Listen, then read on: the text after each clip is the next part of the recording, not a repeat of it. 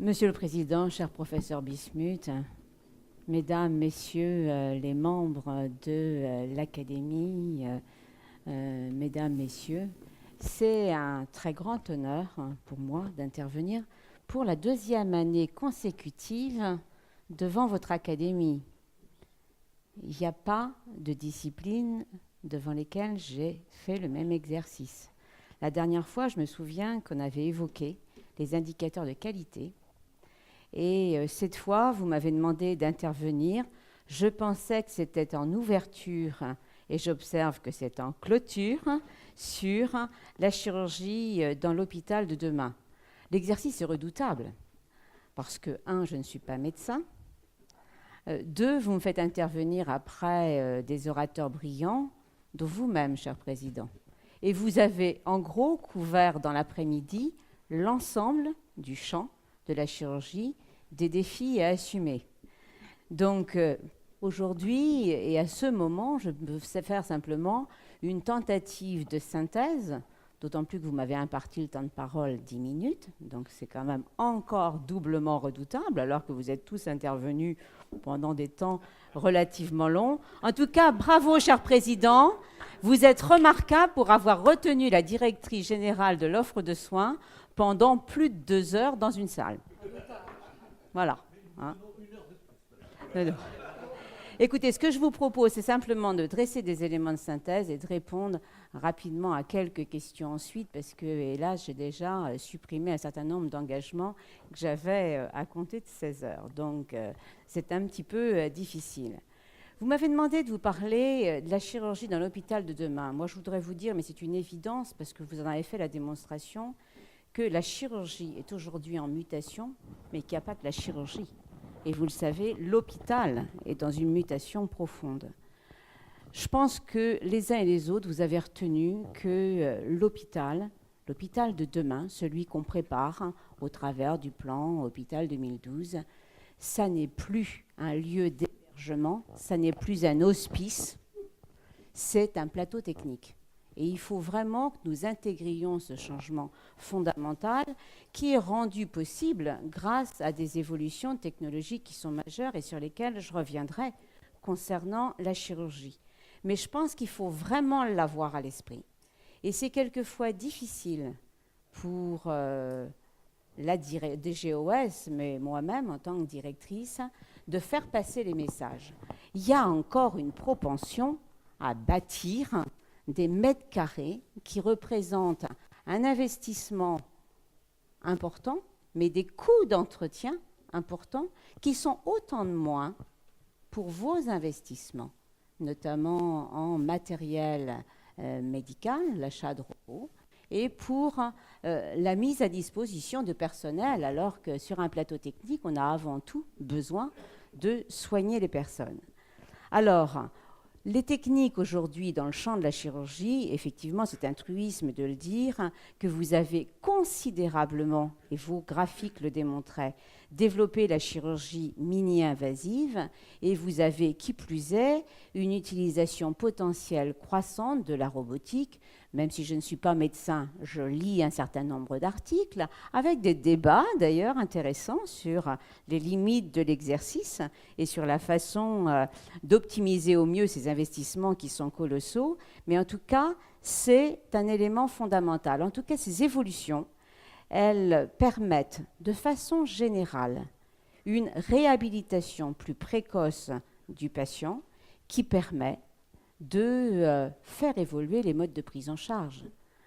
La chirurgie ambulatoire, le développement de la chirurgie d'un jour, on pourrait avoir un débat là-dessus, c'est pas une fin en soi, c'est une évolution qui est possible, qui nous permet de maintenir un système de santé solidaire parce que les évolutions technologiques l'ont rendu possible. Et je pense qu'il faut bien se garder de tout dogmatisme à cet égard, mais en tout cas, aujourd'hui, et j'observe que les femmes sont des défendresses de la chirurgie ambulatoire, puisque vous-même, madame, êtes intervenue après Corinne Vons pour dire combien on pouvait le développer, c'est quand même une promesse fondamentale.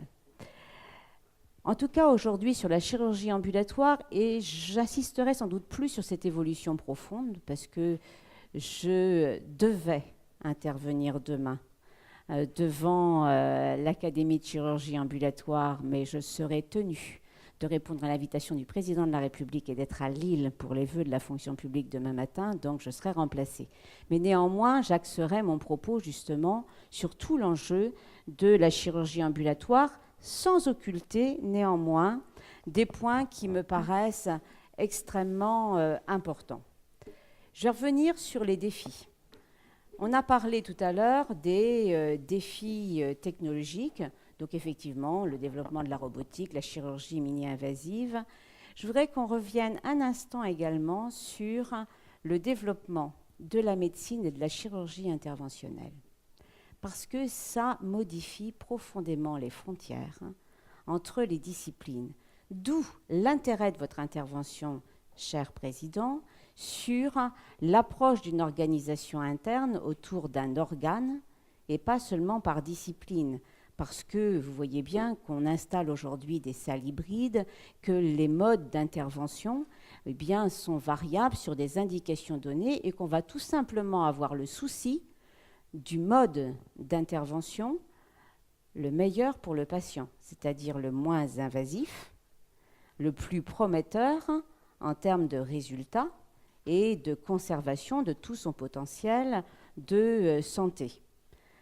Autre point important dans les évolutions technologiques liées à l'imagerie également, ce n'est pas seulement l'imagerie interventionnelle, c'est le développement des techniques d'imagerie utilisées notamment en paire opératoire. Et on aura de plus en plus d'appareils d'imagerie qui seront adjoints à vos blocs opératoires et donc dédiés. Et c'est une dimension extrêmement importante qu'il vous faut aussi retenir.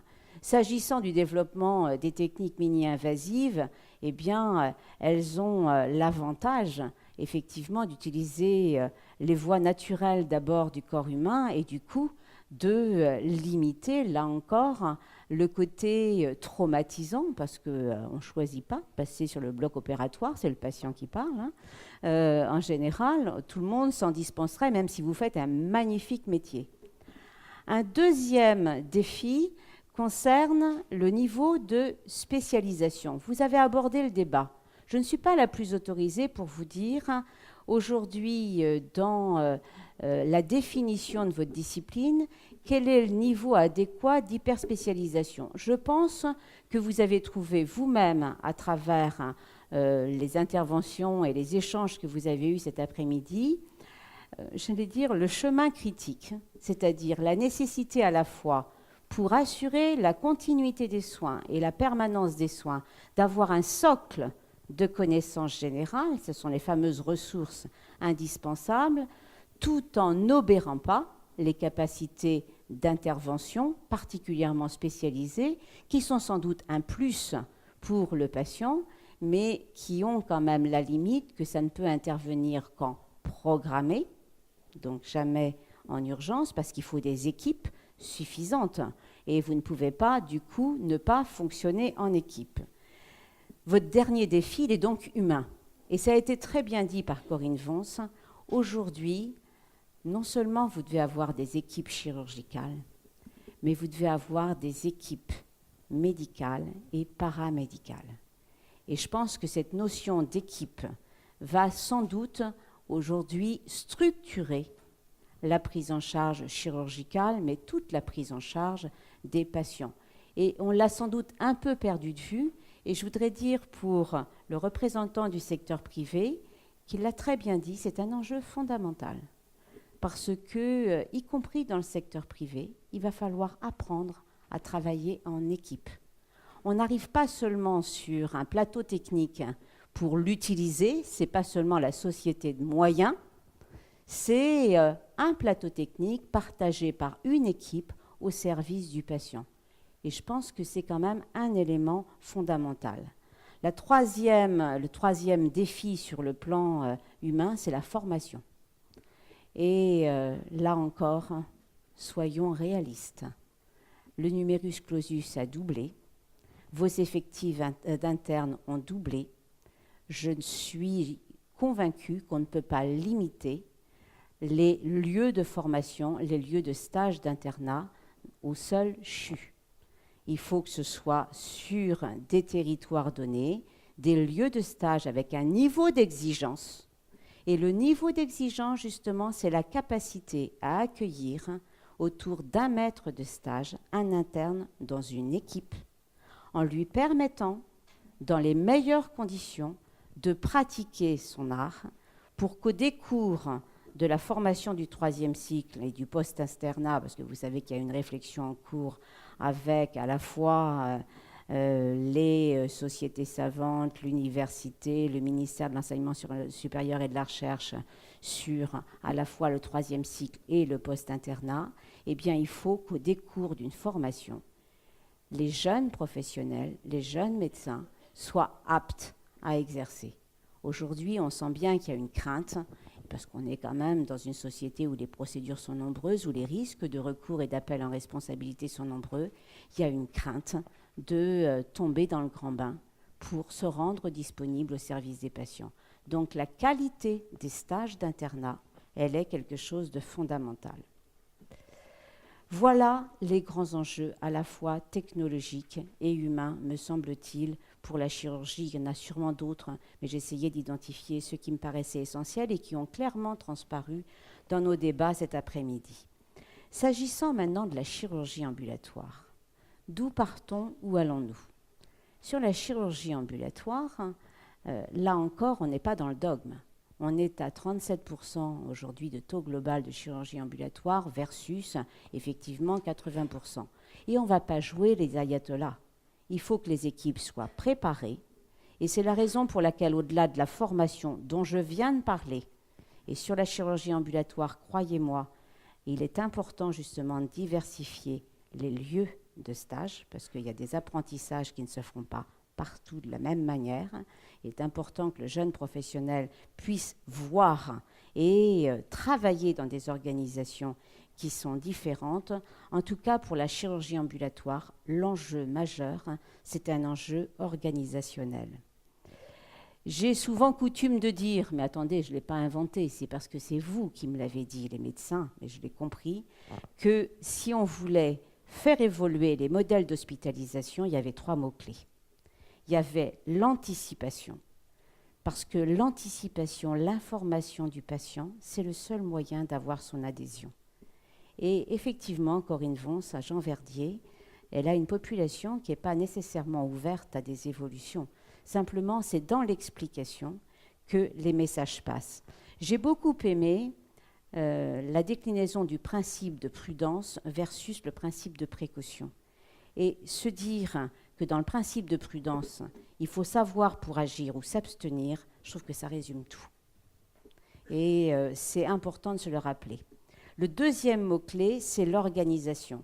Et ce n'est pas de l'organisation technocratique, ce n'est pas seulement le nombre de blocs avec derrière le nombre de lits qui va être là pour accueillir, non.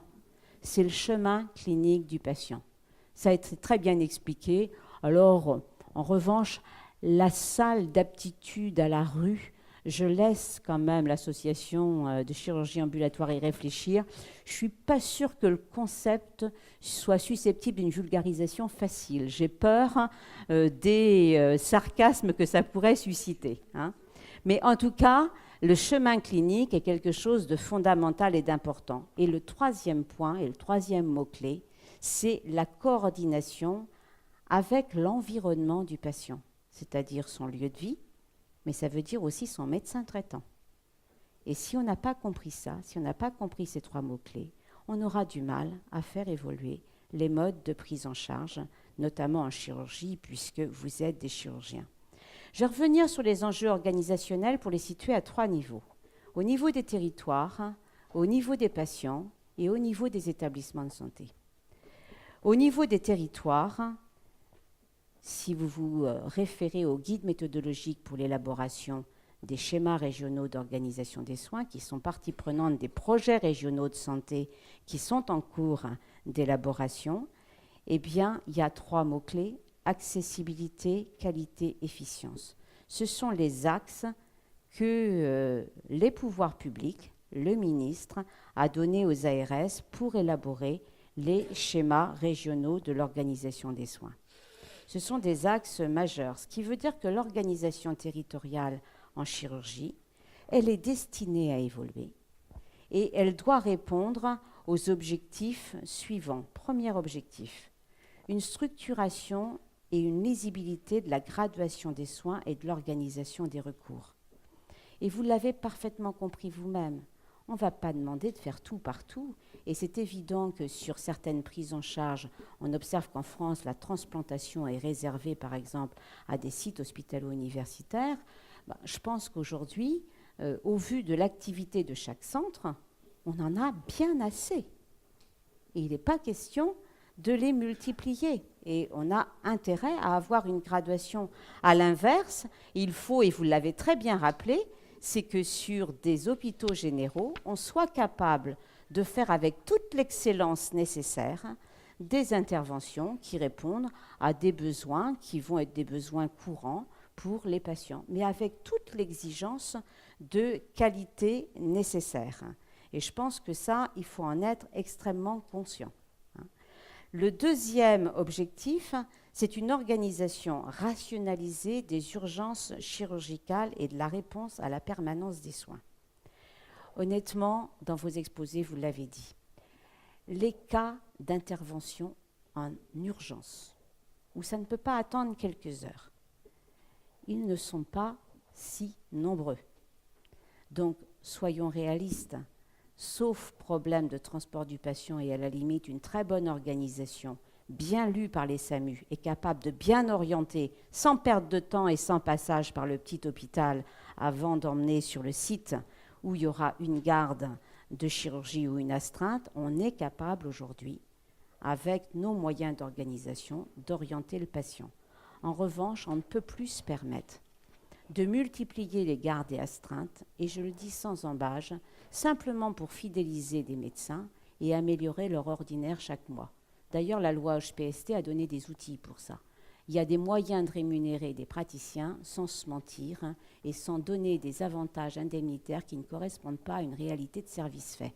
Ça s'appelle les contrats de cliniciens et c'est déjà utilisable. Il n'y a aucune difficulté. Le troisième principe, c'est une véritable offre de chirurgie ambulatoire sur tous les sites de chirurgie. Attention à ce qu'on appelle la chirurgie ambulatoire. Ce n'est pas la chirurgie programmée de jour, certains jours de la semaine, qu'on donne à titre transitoire sur des sites qui sont destinés à terme à perdre leur chirurgie. La chirurgie ambulatoire, c'est une organisation pérenne, une organisation dédiée dans une unité identifiée. Et ce n'est pas non plus la chirurgie foraine.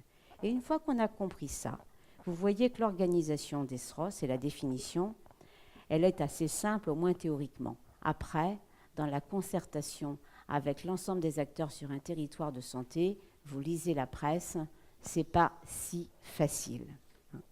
Et en tout cas, nous, on sera très exigeants, et j'ai entendu quand même des propos un peu dubitatifs sur la notion de seuil. Avoir une exigence de masse critique d'activité, ça procède d'un principe très simple, que vous savez vous-même, en homme de l'art, rappeler, en homme ou en femme de l'art. C'est on fait bien ce que l'on fait souvent. Donc là encore, écoutez, c'est un principe. Et honnêtement, les seuils, notamment en cancérologie, ça bouleverse un peu l'organisation territoriale, mais ce ne sont vraiment pas des seuils ambitieux. Il y a d'autres pays qui vont bien plus loin et qui travaillent sur des seuils par praticien, par équipe. Nous, nous travaillons à ce stade par établissement, parce qu'on n'a pas les moyens réglementaires d'aller au-delà. Le deuxième enjeu, je l'ai dit, c'est pour les patients. Et d'ailleurs, finalement, je devrais commencer par là, parce que c'est quand même pour lui qu'on travaille. Et le patient, lui, il a besoin qu'on réponde aux différents niveaux de prise en charge, y compris en optimisant le recours aux soins hospitaliers. Principe de subsidiarité, tout ce qui peut se faire en soins de ville se fait en soins de ville. On arrive sur le plateau hospitalier. Quand on arrive sur le plateau hospitalier, ce qui peut se faire de la manière moins invasive, sans modifier son environnement, doit être privilégié. Donc c'est la prise en charge ambulatoire. Ça vaut pour la chirurgie, mais on a un défi aussi important pour la médecine et pour le soin de suite et réadaptation. Et puis ensuite, eh bien, lorsqu'il y a du recours, évidemment, il faut être en mesure de pouvoir prendre en charge, mais c'est pareil, en ayant l'obsession d'optimiser le temps de séjour. Et d'ailleurs, professeur Bismuth, j'ai vu vos 2 diapos en 78. Quand vous aviez votre démarche de diagnostic, ça allait jusqu'à 29 jours, en comprenant la médecine. Et quand vous alliez sur votre démarche décisionnelle, on était à 9 jours. Aujourd'hui, regardez les durées moyennes. Ça n'a rien à voir. On a profondément réduit. Et ça, c'est l'intérêt du patient. Ce qui veut dire que l'organisation, elle est centrée sur le patient et sur son chemin clinique. Elle est aussi organisée autour du parcours en amont et en aval. Donc, j'entendais parler de l'accueil le jour même en ambulatoire. Ça veut dire qu'avant, les bilans, et notamment les bilans anesthésiques, ont été faits, que le patient a pu voir une infirmière qui lui a expliqué comment ça allait se passer pour qu'il n'y ait aucun effet de surprise, anticipation. C'est fondamental. Et puis, une organisation autour du patient, c'est une organisation qui lui garantit la qualité et la sécurité. Et là, aujourd'hui, on a encore des efforts à faire sur le management de la qualité. Je confirme que nous réfléchissons à un financement de la qualité. Mais en revanche, le défi, il est pour vous. Aujourd'hui, on peut encore, via une fiabilisation des process, via des indicateurs, on l'a fait sur les infections nosocomiales, mais les checklists utilisés sur les plateaux chirurgicaux sont aussi des éléments importants qui sécurisent la prise en charge du patient. Et puis, dernière sécurité qu'on peut lui offrir, c'est tout l'intérêt et la transparence du travail de la HAS, à la fois sur l'accréditation des établissements et la certification des établissements et l'accréditation des équipes. Et vous êtes là encore très concernés. Ceci dit, le patient, il a aussi un autre intérêt, c'est que les actes posés soient des actes pertinents. Et effectivement, je rejoins complètement ce qui a été dit à propos des différentiels troublants de recours à tel ou tel acte sur différents territoires. Sur l'appendicectomie, c'est criant. Il y a une différence entre le type d'établissement, il y a une différence entre les territoires. Et en général, l'offre crée la demande. Si vous avez des lits vides, vous aurez des chances d'avoir un peu plus d'appendicectomie.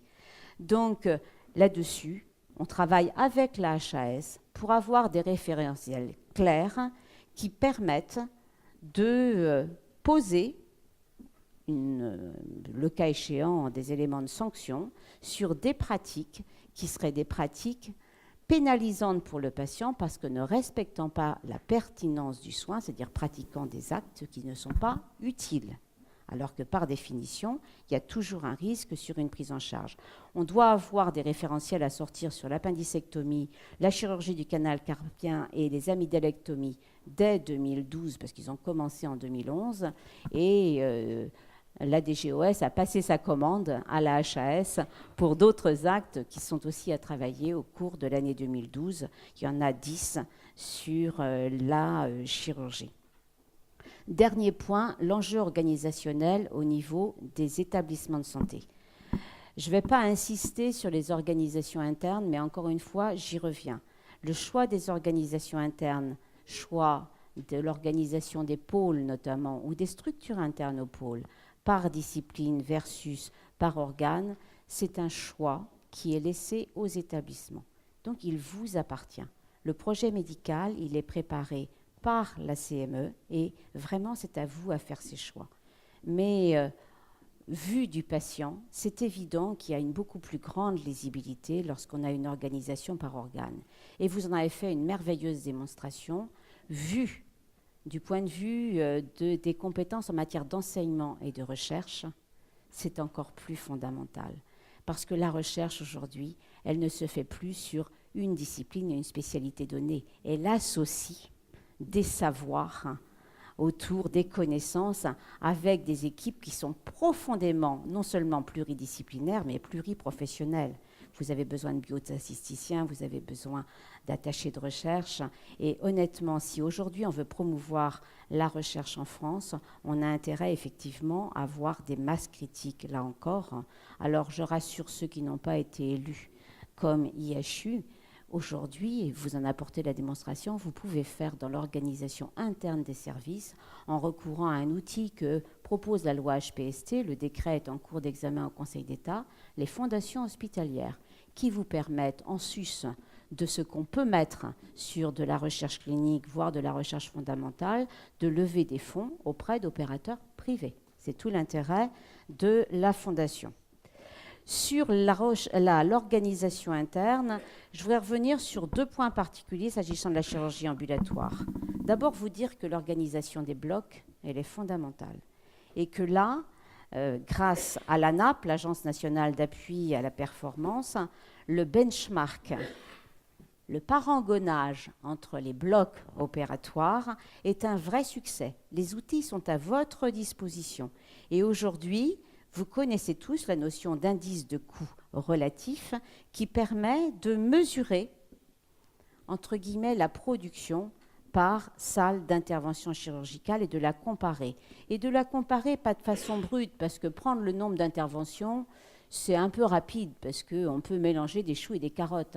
Vous pouvez avoir des opérations du cristallin sur une même salle extrêmement important. Si évidemment vous faites de la transplantation, sur une année, vous en aurez ipso facto beaucoup moins, et c'est tout à fait légitime.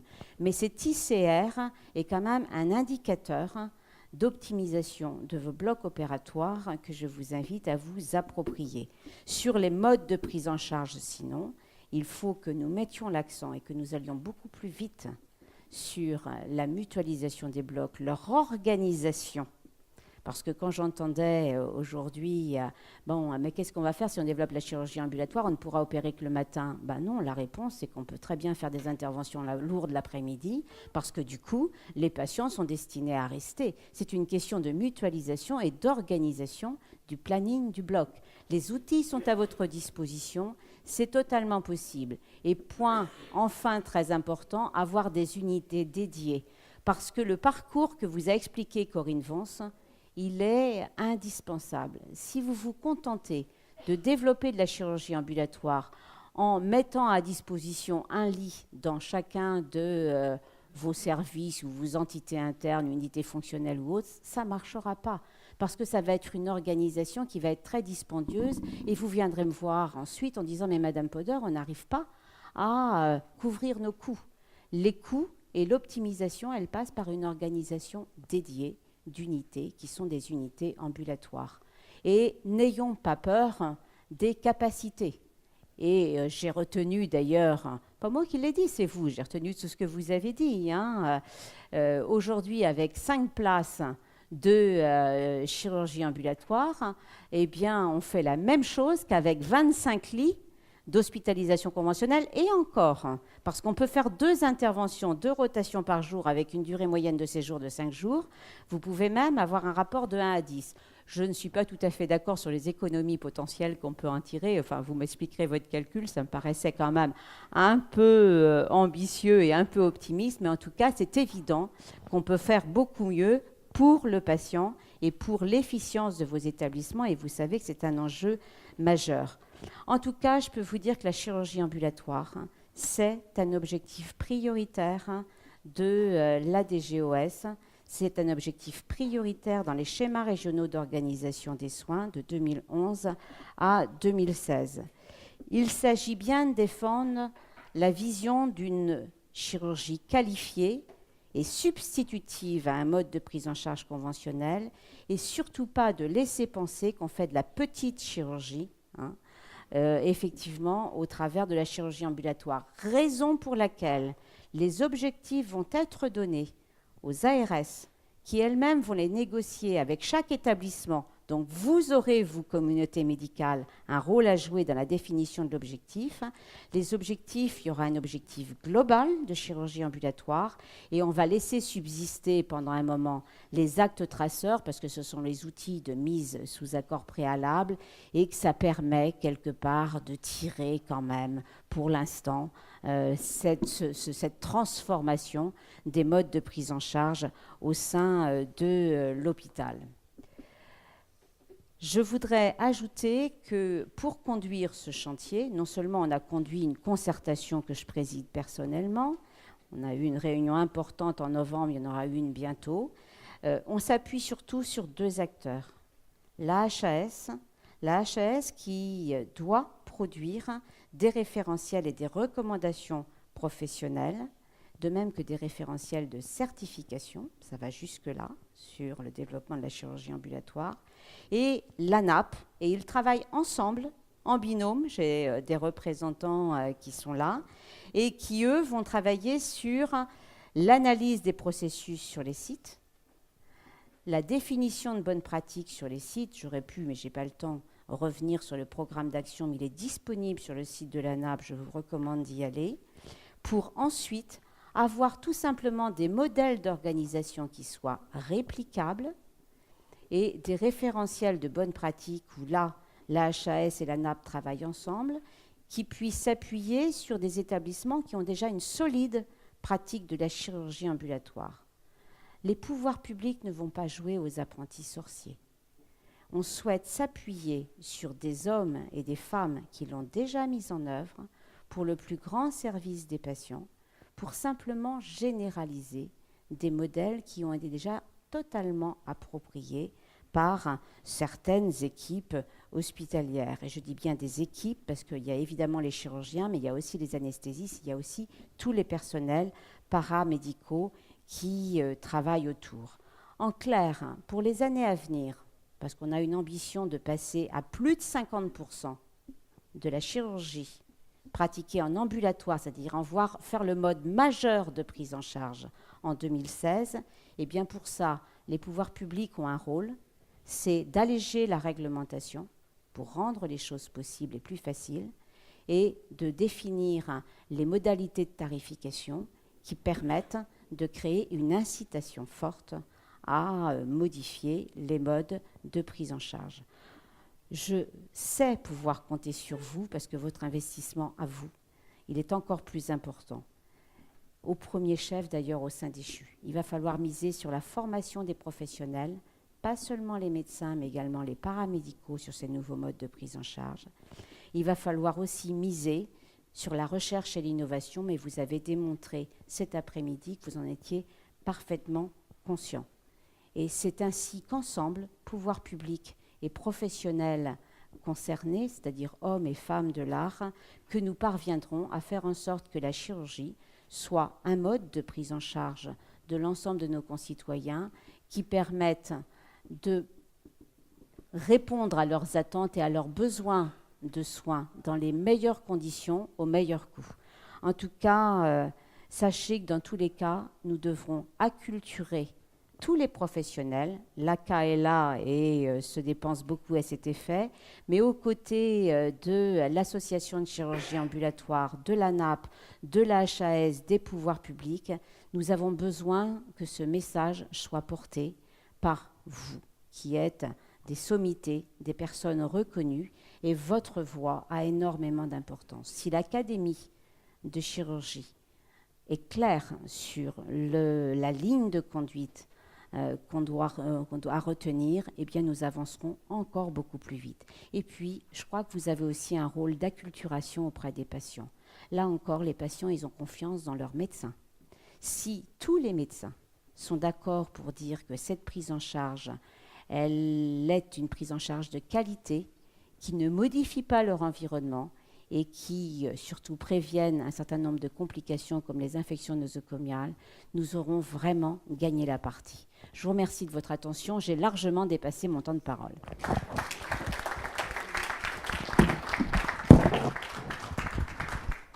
Oui, merci Madame de vos paroles et surtout de l'ouverture. On a bien senti le message et perçu votre message. nous sommes, nous, les professionnels de santé, représentant l'ensemble des chirurgiens français, toutes spécialités et toutes les régions, nous sommes ravis d'être sollicités pour répondre à vos questions. Participons ensemble. Le message était très clair et nous sommes ravis de l'entendre aussi clairement de vous. Y a-t-il quelques questions? Oui. Alors, attendez. Vous nous avez présenté, c'était tellement... Oui, Yves Chapuis, ancien chef de service à Cochin. Vous nous avez présenté un panorama absolument extraordinaire avec de très nombreux chapitres. Et je voudrais simplement poser une seule question. Est-ce qu'il est possible que sur un ou deux des points essentiels que vous avez donnés, on puisse vous écrire et vous adresser, et j'ai en particulier sur un des chapitres, je ne vais pas le dire ici, vous dire comment nous pouvons traiter ou approcher un des problèmes que vous avez soulevés. Aucune difficulté. Ce que je Merci, vous propose, madame. c'est que vous adressiez peut-être soit au président, soit à la secrétaire de votre académie vos questions et j'essaierai vraiment, ou vos interventions. Nous ne pouvons pas. Ou on Non, vous c'est donnera, vrai. si c'est confidentiel, on vous donnera mon mail. Voilà. Non. Madame, non, vous avez raison de le dire et nous le disons aussi. On ne peut pas, il faut qu'il y ait une centralisation et par conséquent, je pense que nous avons ici une structure, le président, ce n'est plus moi bientôt, ce sera un autre, mais voilà, le président, le secrétaire général sont là pour centraliser, réfléchir et vous transmettre à ce moment-là. Avec toute plaisir. demande. Voilà. Avec plaisir. Bien. Parce que ce que je sais de la médecine, je le sais de vous. Hein. C'est vous qui m'avez formé, hein, les uns et les autres. Très bien. Voilà. Bernard Launois, je voulais d'abord vous remercier d'être venu à l'Académie de chirurgie parce que j'avais essayé il y a quelques années de vous faire venir au Palais des Congrès, mais c'était au moment de la loi Bachelot et vous étiez fait remplacer. Donc merci beaucoup d'être venu aujourd'hui.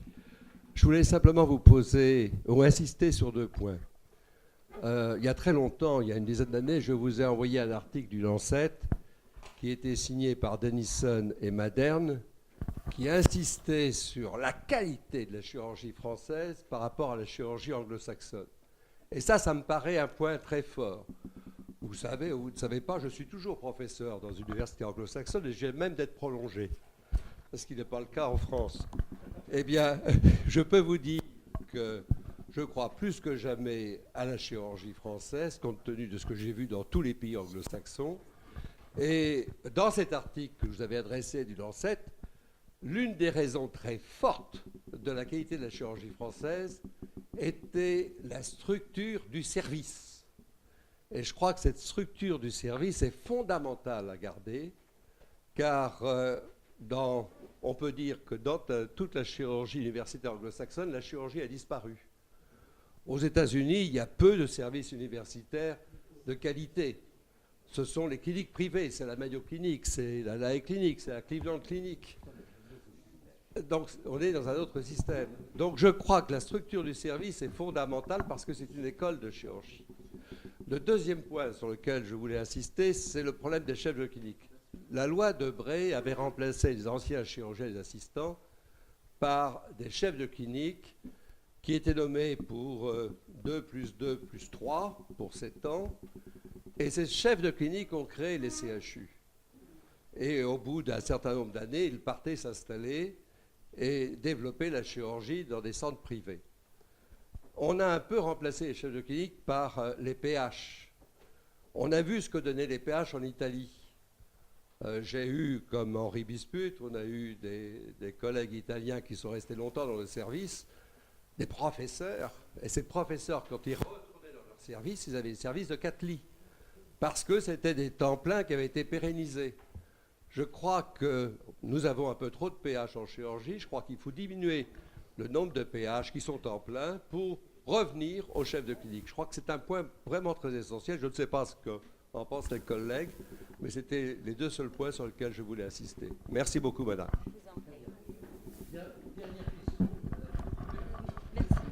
Je vous remercie beaucoup pour toutes les précisions et tout le travail que vous nous avez exposé.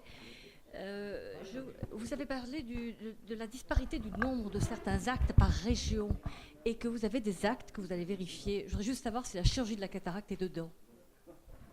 Alors, pour des raisons géographiques, oui, mais qui peuvent s'expliquer tout simplement parce que les affections ne sont pas les mêmes. Dans les régions à forte luminosité, on s'aperçoit qu'il y a effectivement... Parce que la seule possibilité que vous ayez de contrôler, c'est nous on le dit depuis des années, d'avoir un appareil qui mesure la densification du cristallin. Une cataracte, ça doit se repérer à 5 dixièmes, 6 dixièmes dans certaines situations quand le cristallin est trop épais et qu'il menace la chambre antérieure parce qu'il pousse en avant, donc c'est exceptionnel. Donc si vous voulez, une cataracte doit s'opérer à 5 dixièmes, c'est la vision du permis de conduire. Écoutez, donc l'appareil vous oui. donne la densité. Et puis, comme l'appareil pour mesurer le calcul d'un plan, d'avoir cet appareil qui vous mesure la densité. Précisément, mais là, vous êtes sur la pertinence ex post. Moi, ce que je peux vous dire, c'est qu'aujourd'hui, les taux de recours de la population domiciliée sur une région pour les différentes interventions chirurgicales, c'est disponible auprès de toutes les ARS. Donc, si vous voulez avoir les disparités sur des territoires de santé dans vos régions respectives, vous pouvez parfaitement les consulter. Et c'est extrêmement intéressant. Voilà, écoutez, je vous suggère d'arrêter cette séance. Madame, merci beaucoup. Nous avons une séance passionnante pour laquelle nous aurons beaucoup de réflexions en vue d'action. Voilà, merci beaucoup.